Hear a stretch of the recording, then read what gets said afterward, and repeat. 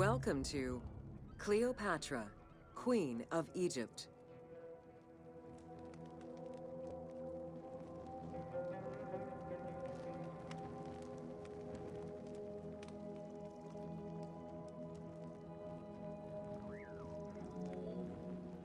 Cleopatra VII Theophilopator ascended the throne in 51 BCE at the age of 18. Though her early attempts to maintain power were often challenged, she eventually prevailed and became the sole ruler of Egypt. According to Plutarch, she was the only Ptolemaic pharaoh to speak the Egyptian language. Her intelligence, coupled with a good education and a great political mind, allowed her to make the alliances necessary to maintain the independence of Egypt while Rome was becoming a Mediterranean empire.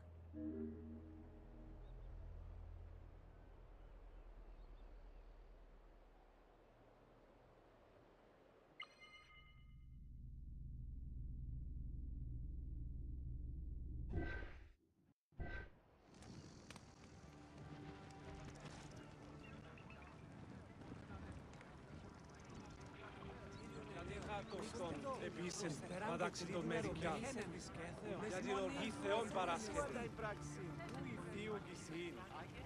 Asi vegachia gymnostica. Αυτήν ιόμιν τέχνας, που δυνάται την όσαν εμού ο γιγνώσιν, που λέξιμε, απέινινε. Την ατιμίδαν Θεά. Πολύς κλιματιάνου κατέσχε.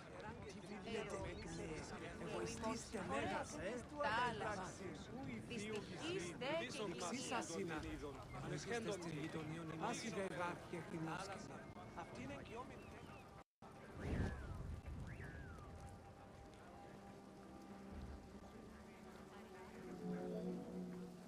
It is important to understand that Cleopatra's knowledge of Egyptian language and keen understanding of the culture allowed her to make powerful ideological referents that resonated with ancient Egyptians. By associating herself with the goddess Isis, the divine mother, great of magic, and repository of divine essence, Cleopatra firmly established herself as the protector of the two lands and legitimized her place on the throne.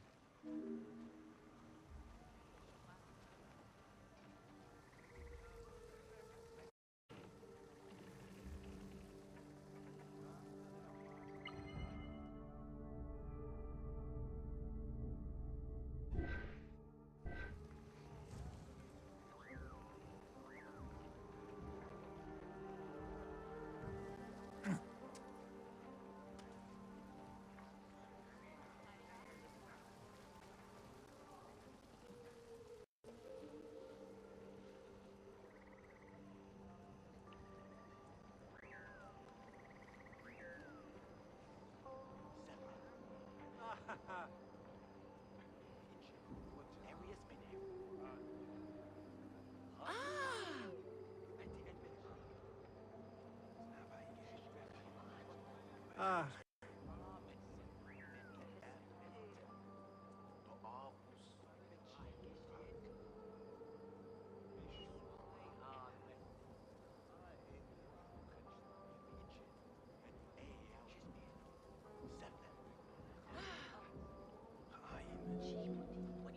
Upon his death in 51 BCE, Ptolemy XII Aulus bequeathed his kingdom to his daughter and eldest son, Cleopatra VII and Ptolemy XIII.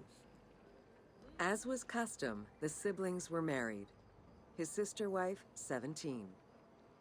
The early years of their reign were not easy. Between 50 and 48 BCE, droughts and floods aggravated Egypt's problems. General Achillas and the royal advisor Pothinos kept intervening in the young ruler's political decisions and eventually colluded to turn Ptolemy XIII against Cleopatra.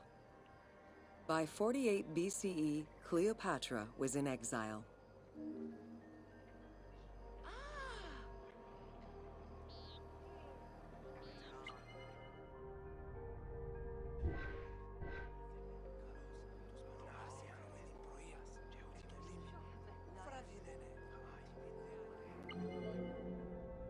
During Cleopatra's exile, the Roman Empire was not without its own internal conflict. Caesar and Pompey were at war with one another, and after his defeat in 48 BCE, Pompey fled to Alexandria in the hope of finding refuge. This turned out to be an unwise decision. Listening to his advisors, Ptolemy XIII elected to have Pompey assassinated, his head kept as a gift, in the hopes of acquiring Caesar's favor. This gambit backfired. Instead of earning approval, the murder of a Roman greatly angered Caesar.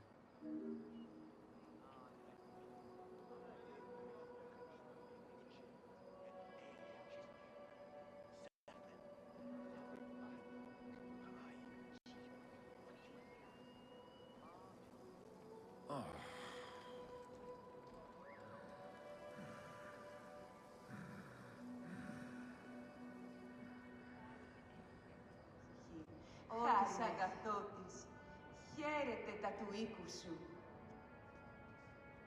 Ωφελία μη μέγιστην εκδόσες, χάριν όδης αγαθότης, χαίρετε τα του οίκου σου. Χάριν έχε, αγάθη ψυχή, χάριν έχε. Cleopatra, aware of Caesar's anger against Ptolemy for the murder of Pompey, decided to take advantage of the situation. She returned to Egypt in secret, hoping to establish an alliance with one of the most powerful men of the time. Outside of the legend, where she had herself smuggled into his quarters in a carpet, what exactly happened during that fateful meeting remains a mystery. However, Caesar seemed to see a better ruler for Egypt in Cleopatra than in her young and too easily influenced brother. Invoking Ptolemy XII's will, Caesar attempted to mediate peace between the siblings.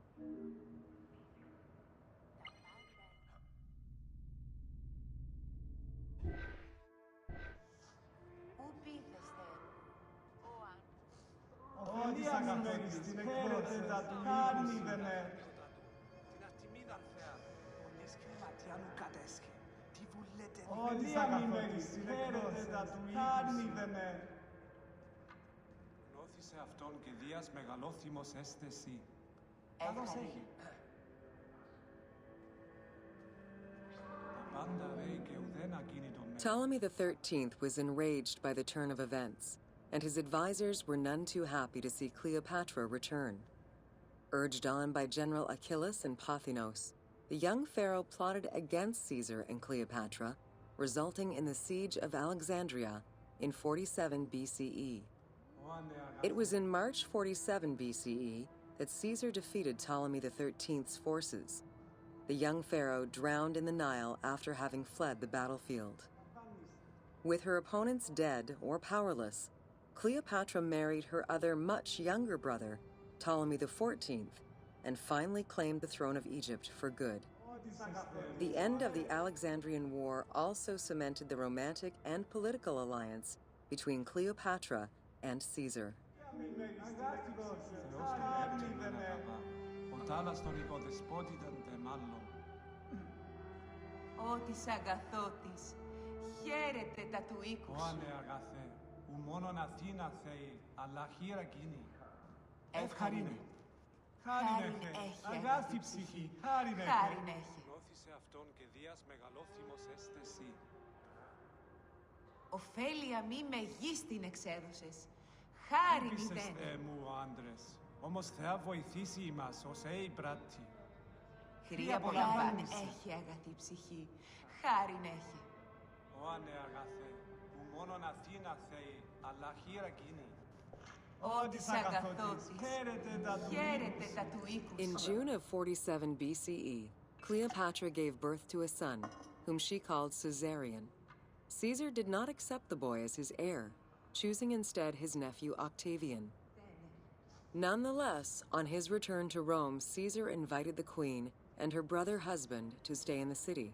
Her presence still drew much disapproval from the Senate. Always a strategist, Caesar left 4 legions in Egypt, and a man he trusted to direct Egyptian affairs, giving him control of the wheat supplies essential to Rome. Cleopatra and her entourage remained in Rome until March 44 BCE, when Caesar was murdered. Αυτή είναι εγκυόμην τέχνη. Ου δυνάτε εκρύψαντε πλέον. Πράγματα αδύνατο να εικασούσα. Βλάξω κόσμο, απολύσει αυτόν ιερό. Αυτόν Πόσο εστός χαίρομαι. Φίλωσε μόσχο Θάλασσα κράτης. αυτός της τύχης και γίνει αυτού. Της χρημάς η πάση απολέσεων εμπέχνει πεσών. 3 ημέρα μόνο. Το γαμούδια δια όλα εικασούσα. Απολύσουν αυτόν ιερό. Αυτόν εστός. Όταν ιδιώτη, ως ιδιώτας εντάνταν η Που φάστα. δύναται εκπληκτείτε και πλέον. Θάλασσα αυτός της Πράγματα τύχης και γίνει αυτού. Της χρημάς η πάση απολέσεων εμπέχνει πεσών.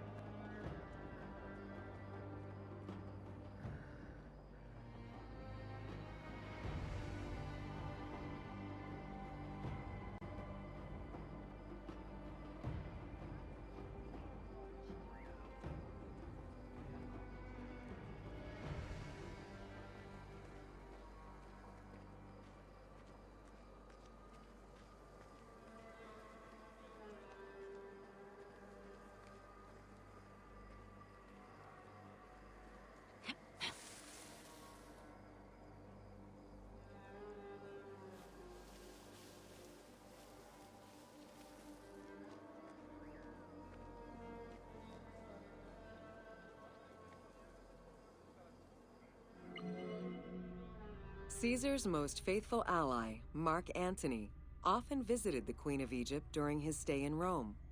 Unlike most, he recognized the legitimacy of Caesarion, the natural son of Caesar. Antony knew he would need the riches of Egypt in order to fight Octavian and claim the Roman Empire. Cleopatra, in return, saw a powerful ally. In the winter of 41 BCE, she arranged a sumptuous tour of Egypt by boat to show Antony the wealth of her country and the power she held as its ruler. A romantic and political relationship followed. The Roman Senate was once again most displeased. To calm spirits in Rome, Antony married Octavia, sister of Octavian.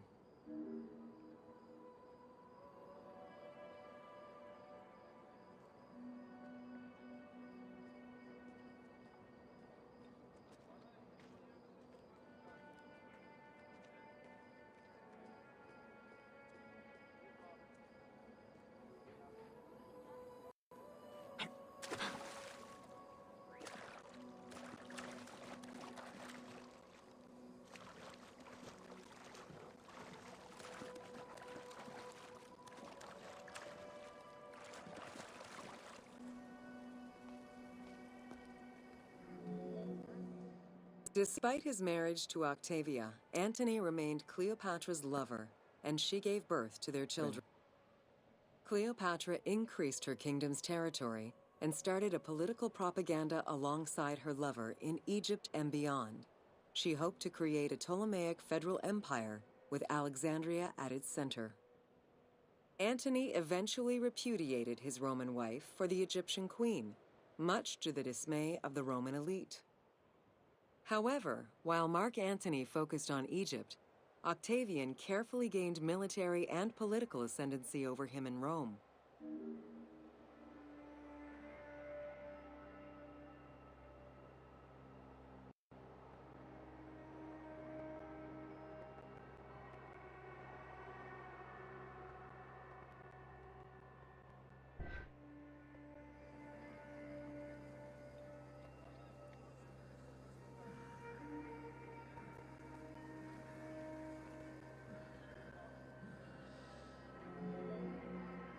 Octavian managed his own propaganda campaign and succeeded. The Roman people hated Mark Antony and Cleopatra. To avoid the censure still inherent in attacking a fellow Roman, Octavian simply declared war against Egypt. Rome's power still reigned supreme. The powerful Egyptian fleet, led by Cleopatra as well as Mark Antony's forces, were defeated in 31 BCE in Actium. Octavian arrived in Egypt in 30 BCE to formalize his victory.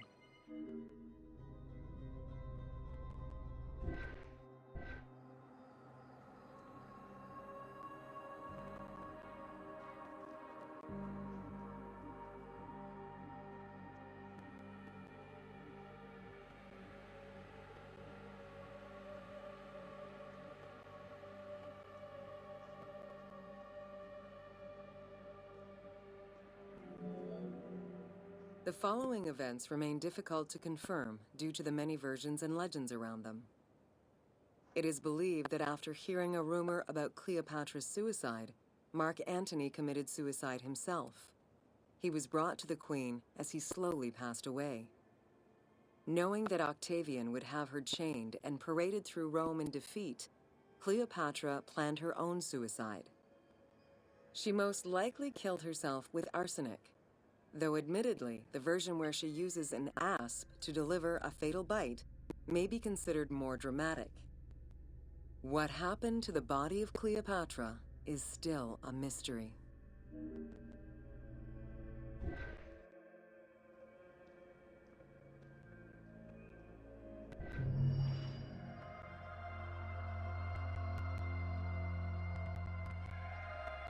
There is so much to discover.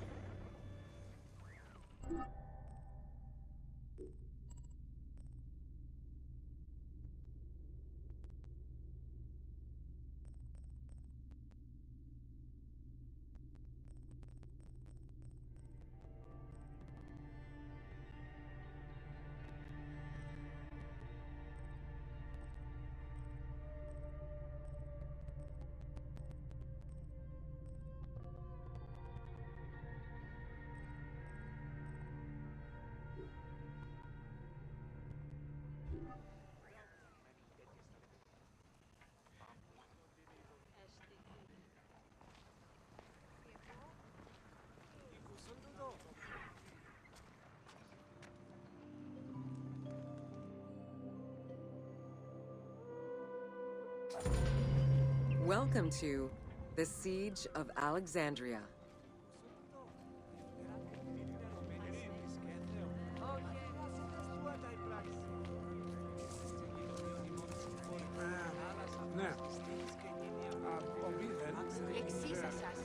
Among the collection of writings attributed to Julius Caesar are his descriptions of the Siege of Alexandria, the Gallic Wars, and the commentaries on the Civil War. These archives contain information on different campaigns, the Wars of Alexandria, Africa, and Spain. Each of them recounts Caesar's military activity from 58 BCE to 45 BCE. Though Caesar's documents remain a main source of information, it's important to note that the perspective is limited. It is necessary for other historical documents to be taken into consideration to provide a better understanding of events.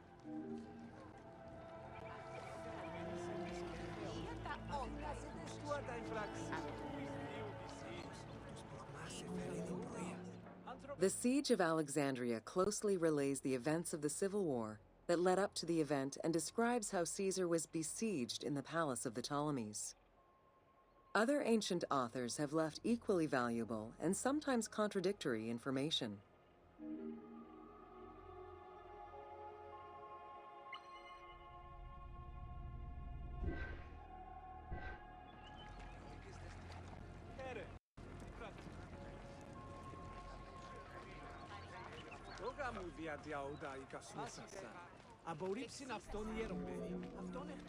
In the events leading up to the Siege of Alexandria, Cleopatra VII and her brother were fighting over control of Egypt.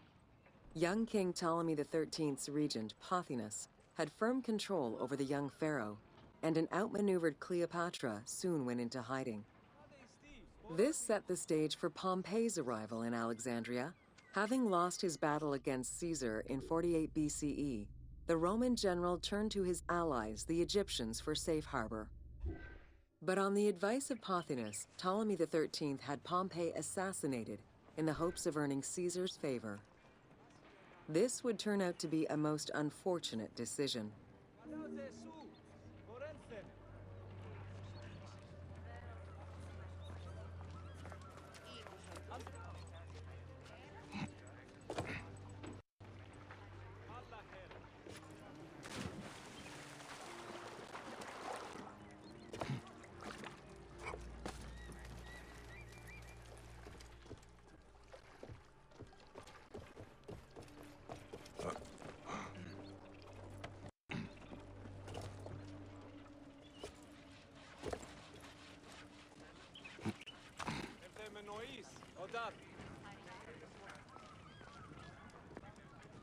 Τώρα εστίκα εγώ.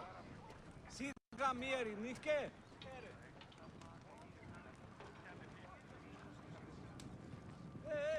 Φωνή μου εμού ανήρκεται. Σημάντε δουνε.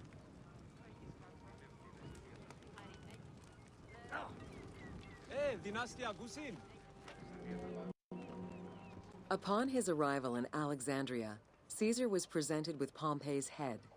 The sight of a Roman murdered by Egyptians did not sit well with him. Caesar made his displeasure clear, ordering the return of Cleopatra, and for the siblings to resolve their differences and resume their co-rule of Egypt, as per the will of their father. Neither Pothinus nor Ptolemy XIII wished to accede to this demand.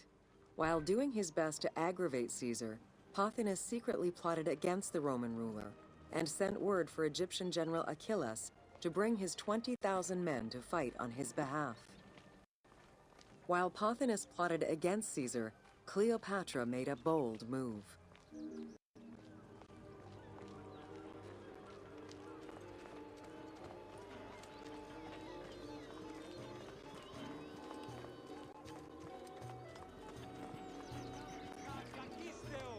Αμέλισσον!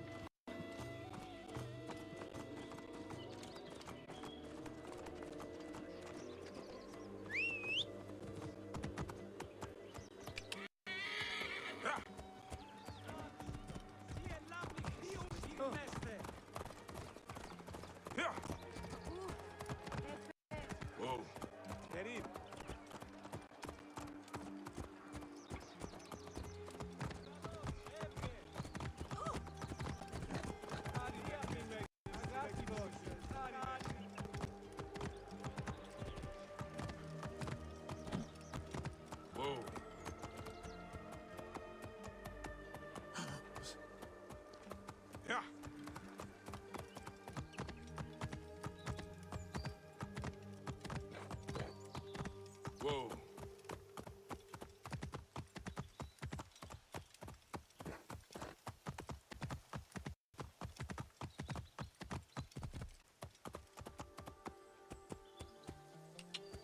Yeah.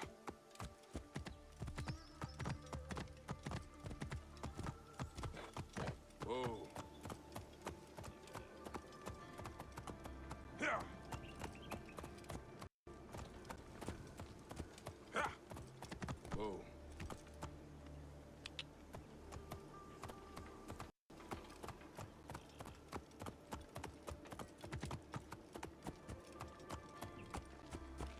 Yeah. Whoa.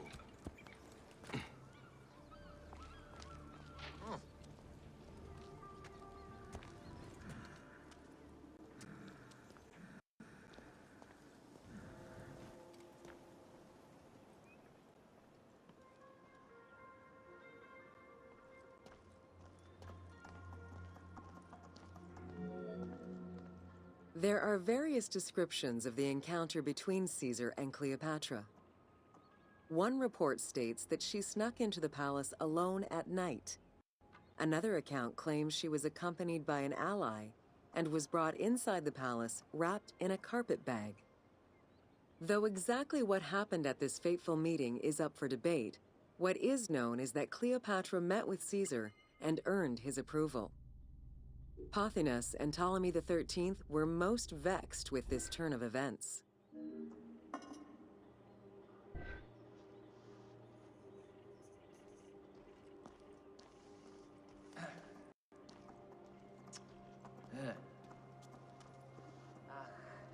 Χριστίας χαρόριον υπερεβίκασα.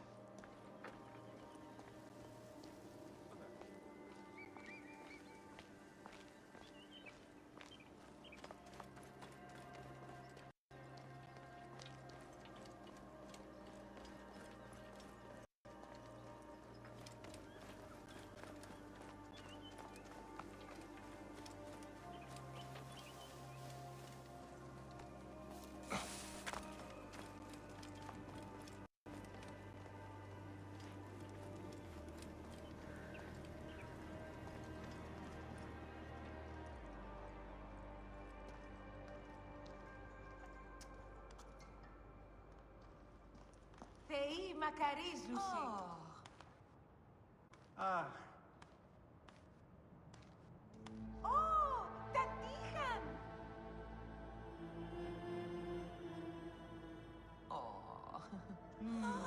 Συνείδεστε φίλοι.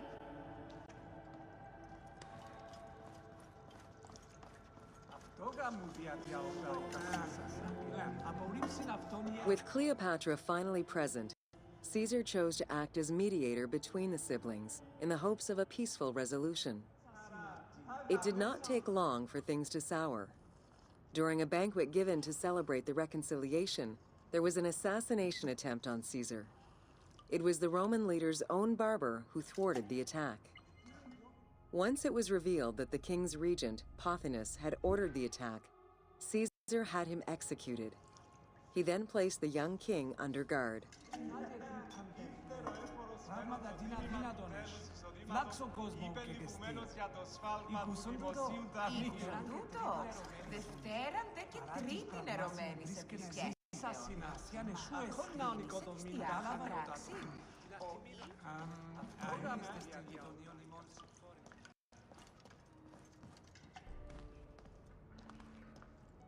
Θεοί μακαρίζουσι.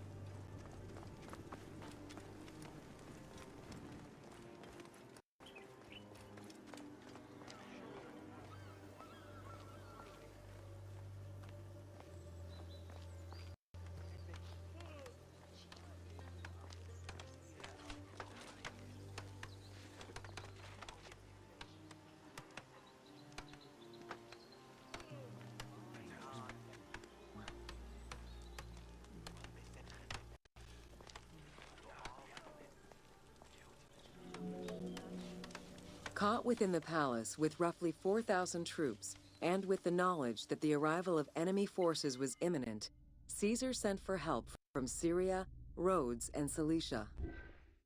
He ordered his men to dig a ditch around the palace and build a wall leading to the harbor.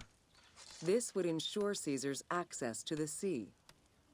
When Egyptian General Achillas arrived in the city with 20,000 men, the battle for Alexandria began.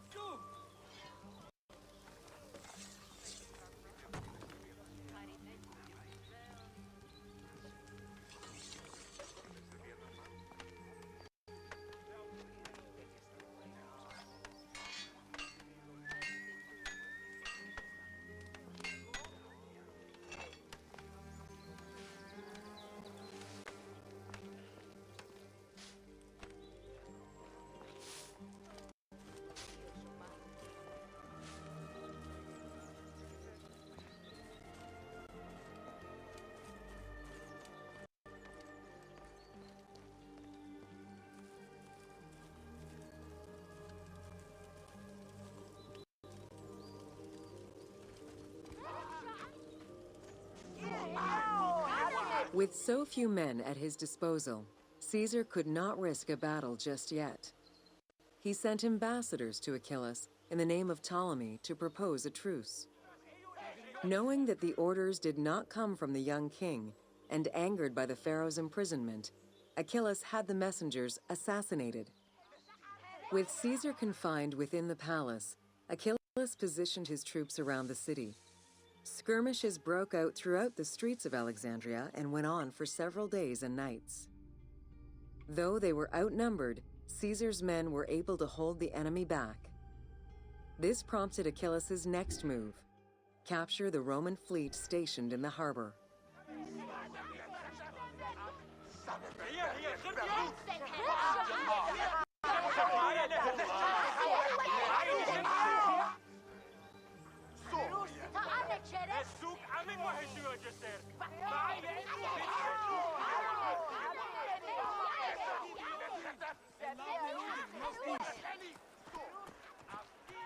Χαιρετίζω.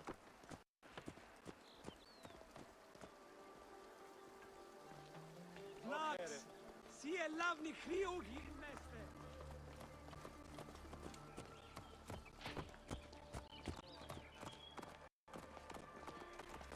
Ιδιώτη, ελάβνη νου γίγνωστης.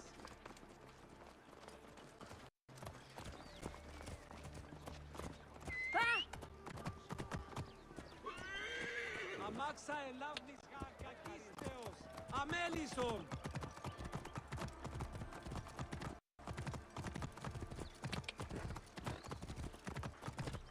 Ο καλός, έβγε.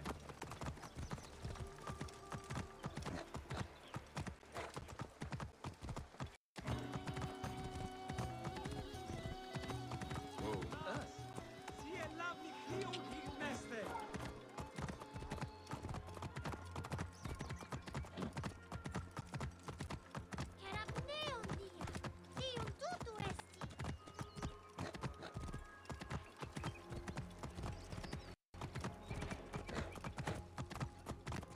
Whoa.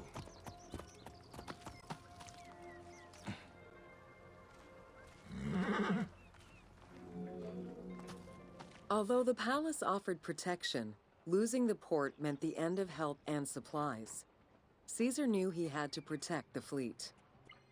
While he and his troops succeeded in regaining control of the port, he knew it would be impossible to sustain. Caesar ordered the burning of the ships. With passage back to the palace closed off, he headed for the lighthouse of Alexandria.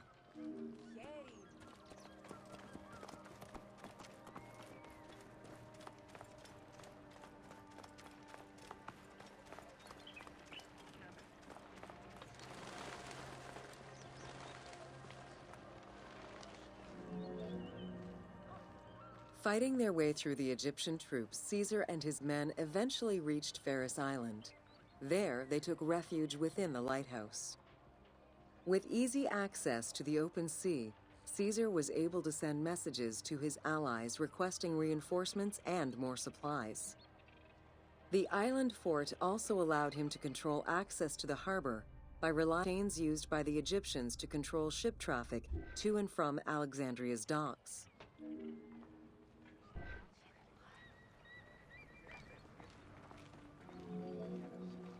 The exact chronology of events during the war in Alexandria remain imprecise. Conflicting accounts raise questions as to when, and even if, the Great Library of Alexandria was burned down at all. One account states that during the fighting, docks and warehouses were burned, and this was the fire that spread to the library. In another account, when Achilles cut off the harbor, Caesar had to leave the safety of the palace to defend his ships. As the enemies battled across the port, their arsenals set ships ablaze, and this destruction spread to the library.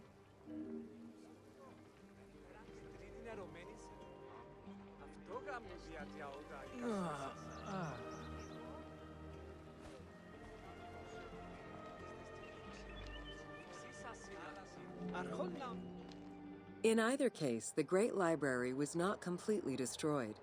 Experts point out that its location was too far from the harbor, and much later texts refer to the Great Library as being intact. Warehouses near the harbor contained manuscript copies awaiting export, and it is more likely that these documents were destroyed than the Great Library itself.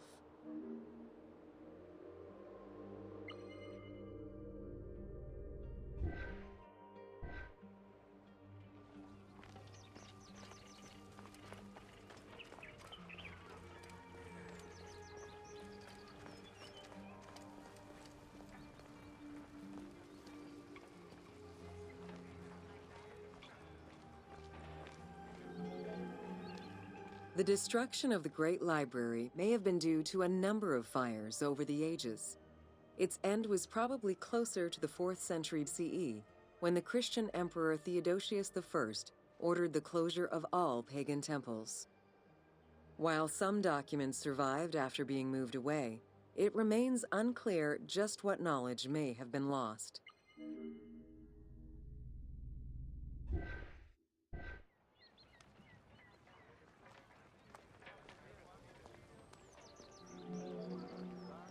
Where there are accounts of Achillas being in control of the battle against Caesar, it appears that instead Cleopatra's sister, siding with her brother, had him killed and put her ally Ganymedes in his place.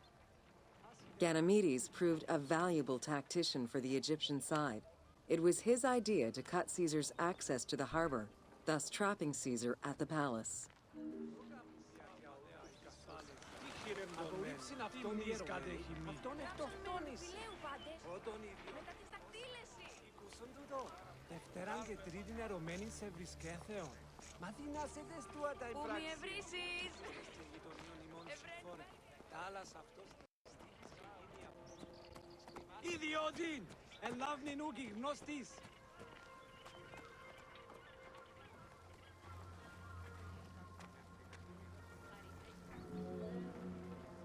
During the time of Ptolemy I, canals had been dug throughout Alexandria to provide fresh water. Ganymedes had his men take control of these canals. After isolating their own water supply, he had his men pour salt water into the canals and cisterns that led to Caesar's camp.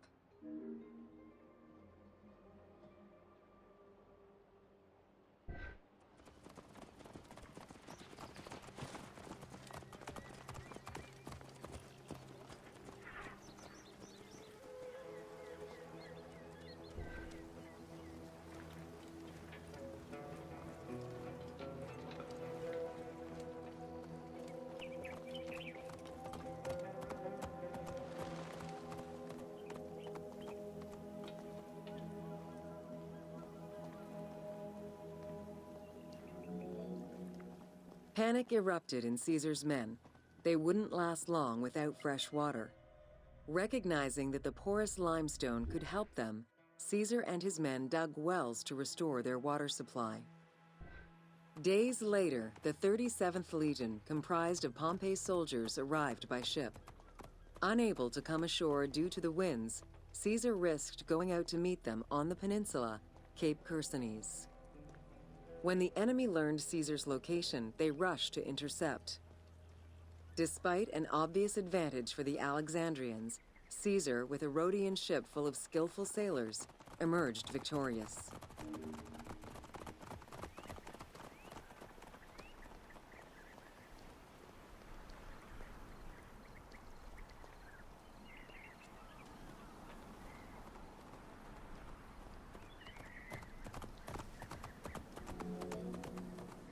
With help from the Allied ships, Caesar's victory enabled him to push the Egyptians back and secure the lighthouse. Gaining control of Pharos Island sent the Alexandrians into the sea and swimming back to the city. However, Caesar's fortification of the island didn't last long. The enemy regrouped and were set to storm the island. Panic-stricken, in spite of Caesar's encouragement, many of his men then fled their posts, either by ship or jumping into the sea.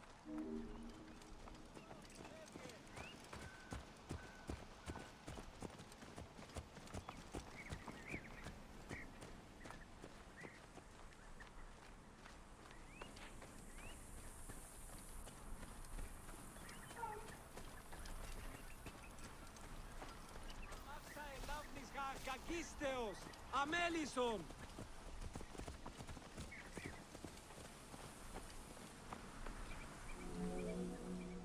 Caesar attempted to retreat, but Port Eunostos' harbor was overrun with enemy ships, preventing escape. Reportedly, Caesar gathered his papers and leapt overboard in an attempt to swim to an Allied ship farther out. Historian Cassius Dio claimed that Caesar would have drowned if he hadn't been able to remove his purple garment. Still, he managed to swim the distance and survive. The Alexandrians recovered the cloak and used it as a trophy to commemorate the Roman debacle.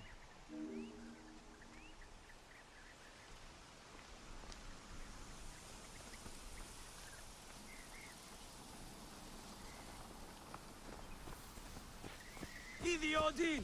Ελάβνην ούκη γνώστης!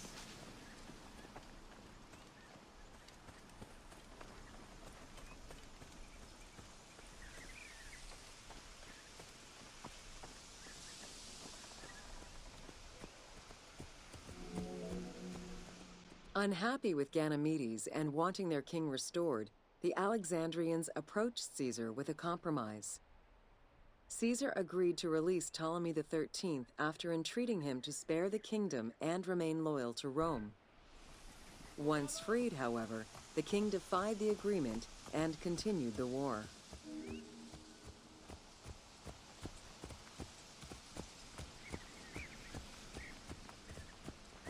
Βλάξ! Σι ελάβνη χρήου γυμνέστε!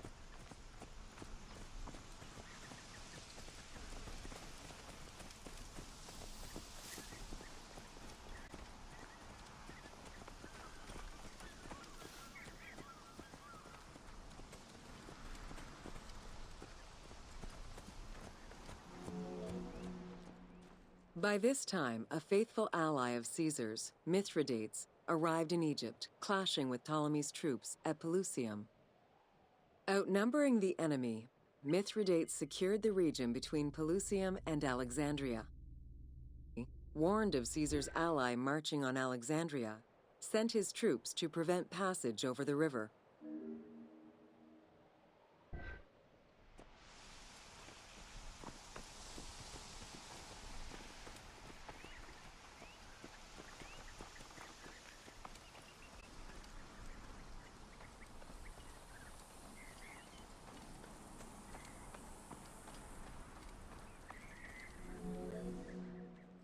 Mithridates warned Caesar in time, and the two groups confronted the armies of Ptolemy in the Delta.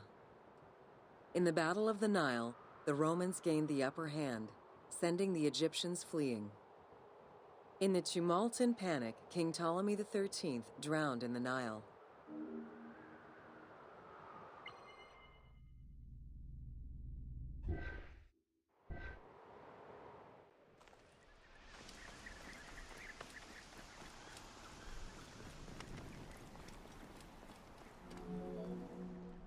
After the siege ended, Cleopatra VII married her younger brother, Ptolemy XIV, enabling her to reign over Egypt until 30 BCE. Under her rule, Alexandria settled into its position within the Roman Empire, and eventually surpassed Athens as one of the most important cities in the Roman Empire. Julius Caesar remained in Egypt for a short time. He and Cleopatra would later have a son named Caesarion.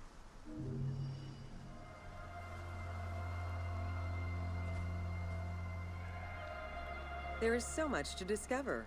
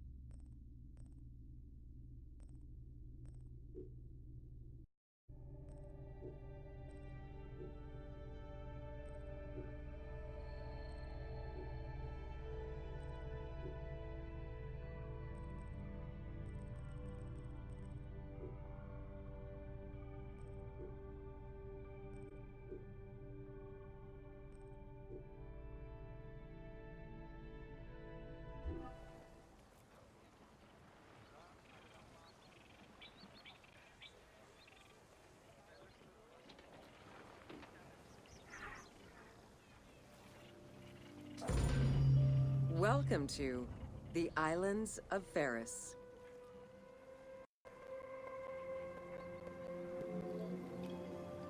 The Heptastadion was a bridge-like causeway connecting the island of Ferris to mainland Alexandria. Its name is based on the Greek terms of measurement, hepta, meaning 7, and which is a measure of length of 180 meters.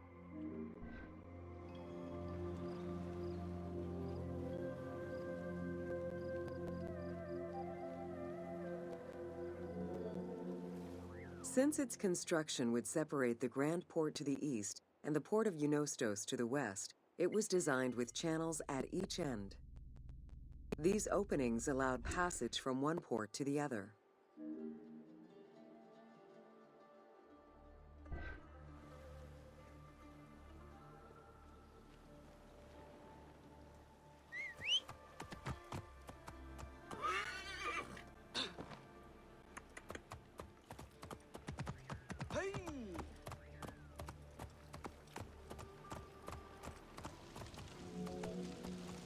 Along with creating separate harbors for the commercial and military shipping, the causeway served as a main aqueduct for the island's inhabitants. Its presence also helped protect the island and its ports from rough wind and sea currents. At the end of antiquity, the Heptastadion disappeared under layers of silt and soil, which formed an important sedimentary deposit.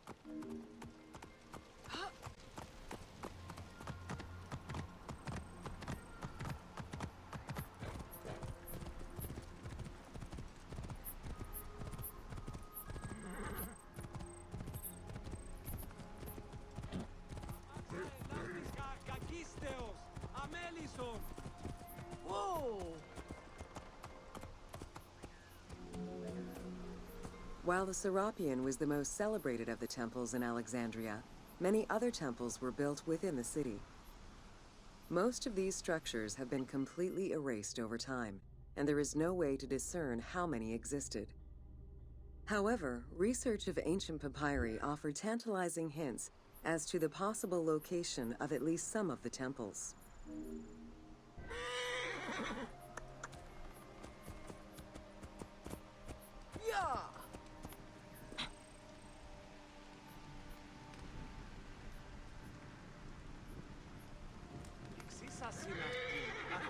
Οικοδομήν τάχα νεοτάτων. Την αρτιμίδαν θέαν. Πολλής χρηματιάνου κάτες. Both papyri and coins reveal evidence of many temples built for the gods. Poseidon, the god of the sea, likely had an edifice in his honor west of this island, as well as on the mainland. This temple next to you is dedicated to Isis Pharia, the divine protector of the lighthouse. This location hosted annual celebrations in the month of April, known as the Sacrum Feria, in connection to the lighthouse. In her incarnation as Isis Fortuna, the goddess carries a rudder and a cornucopia, both symbols of good luck for navigators.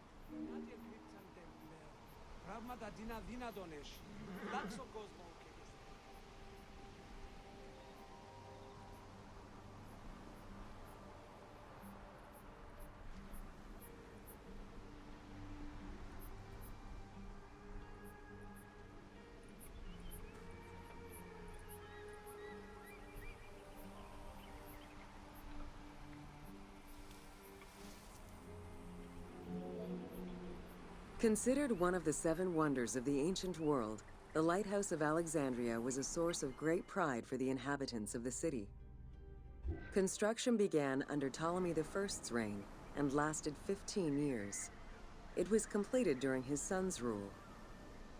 Once completed, the lighthouse was dedicated to the gods for the salvation of those who sail the sea.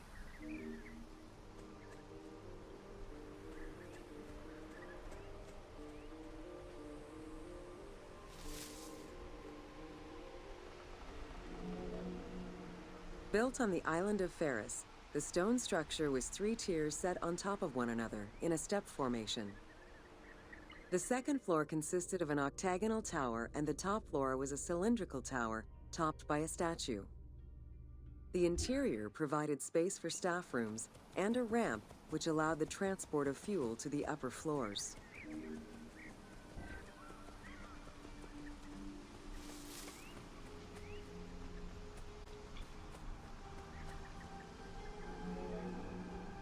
Essential to safe navigation through the rifts and shallow waters, the Pharos was a functioning lighthouse with a beam reportedly visible 50 kilometers away. It's unclear what kind of fuel was used or how much. Any other details of how the light worked remain a mystery.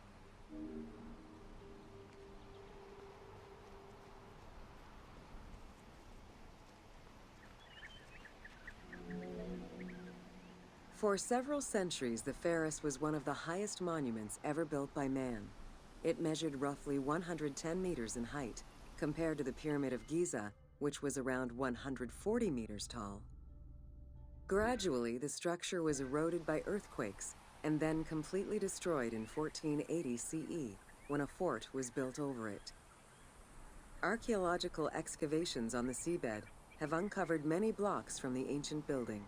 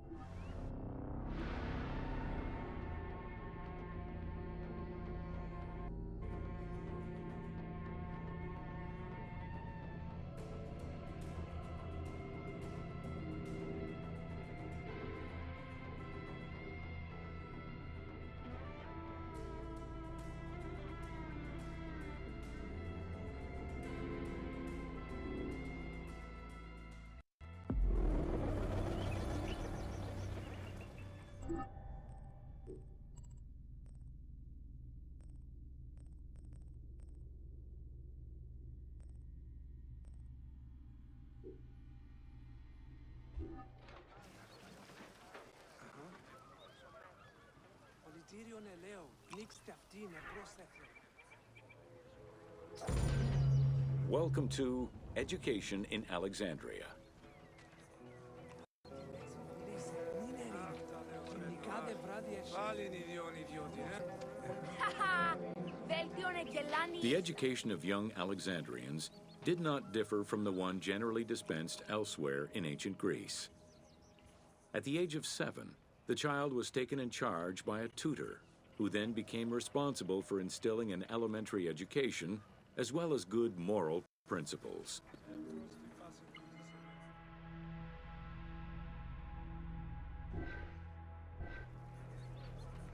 Γραμματεύ, καλεί τον Ταμιάν να δώσω αυτόν αγυρία προς το κοινό ταμείο. Πλήρωνε μου, του οίκο μετέφερα. Μπορά στο υψίστο, μου δύναται αλμάτι. Ούτω το ευρώστερο έσυ. Φεύ προς την πάση τούτη σε μένου. Αχ, Χριστό.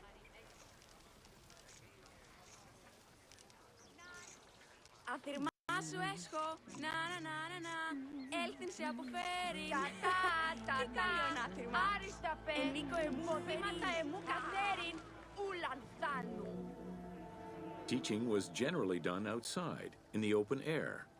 In the gymnasium, students were taught not only sports, but also topics such as rhetoric, philosophy, music, and poetry, all essential to one's education at the time.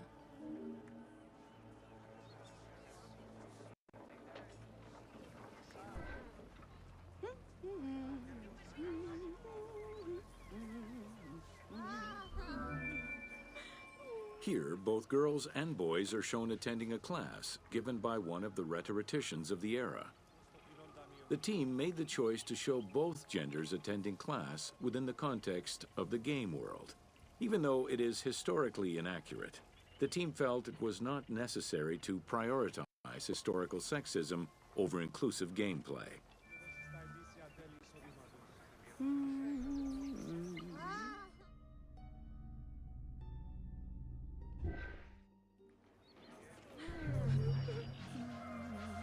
Σιωπέ, δώσ' μη σε το γραφείο να απελθέντο σε μου και σου. Ο γραμματέα. Νικήσατε! Τελικαίως! Ούδα κρυρώες, η τύφη! Ένα τρόπο, ειρήνη.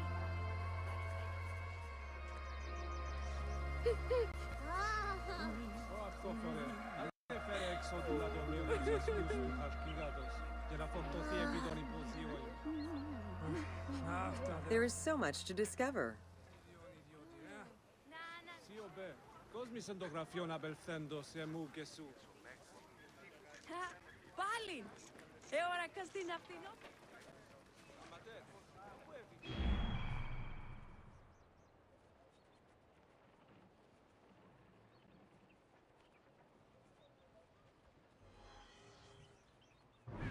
Οφθάλμεον καλύπτης εμένη.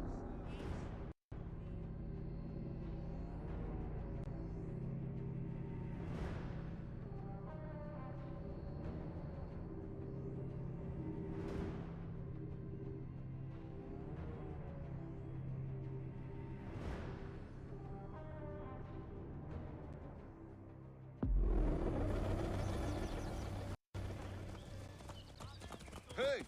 Yeah!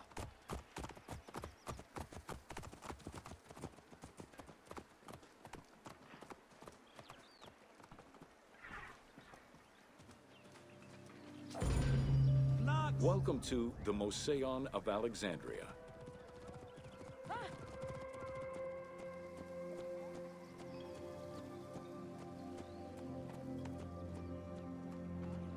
Ο καλός, έβγε. Γραμματέα, καλή τον τάμι να τα δώσει.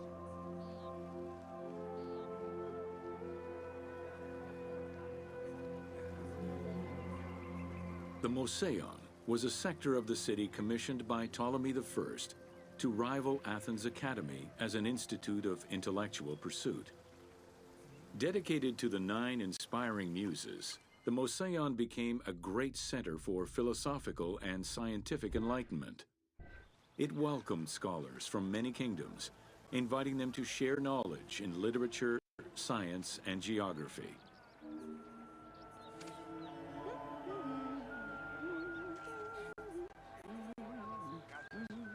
Φεύγ προς τη φάση τούτη σε μένει. Ωχ, αχρηστόν εστίν ουδής. Χρήσιμος. The Moseon was designed so that its buildings and grounds would accommodate free thinking, debate, and creation. Meeting spaces and theaters surrounded a main courtyard. Expansive gardens were filled with exotic plants that aided in the study and supply of herbs and medicines. A zoo offered the study of animal behavior and physiology.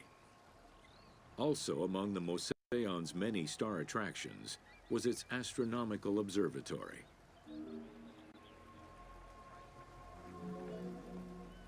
Herophilus was a physician who lived most of his life in Alexandria. He was able to perform the dissection of human cadavers on a large scale due to the permissiveness of the city in such matters.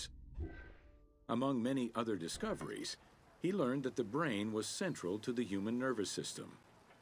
He also extensively mapped the blood system and measured the pulse with the aid of a water clock.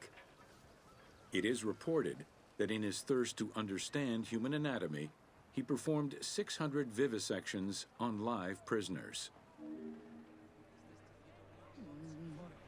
Άλλας αυτός της τύχης και γίνει αυτού. Της χρημάς η πάση απολέσεων εν παίχνην πεσών. 3 ημέρα μόνο. Άση ρεγάρ και γυμνόσκενε. Αυτήν είναι εγκυόμην τέχνου. Ου δυνάτη εγκρύπτανται πλέον. Πράγματα την αδύνατον έχει. Λάξω κόσμο και γεστή.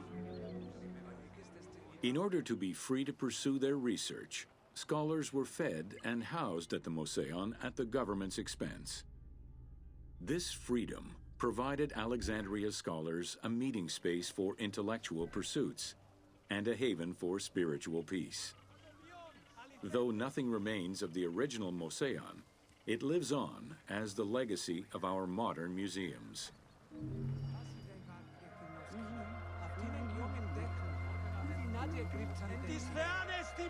So many tours, so little time.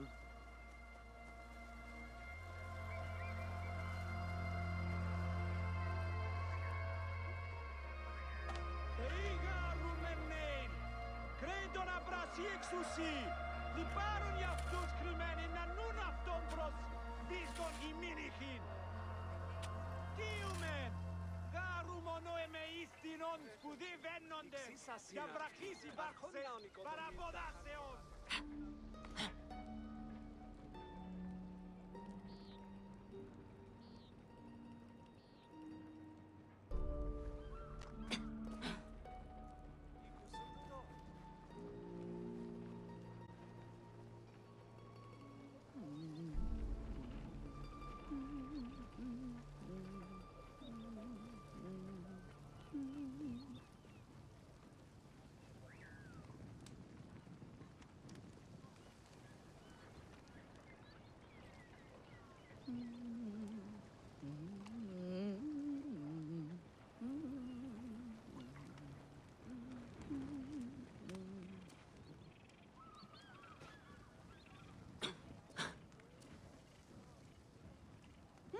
Mm-hmm.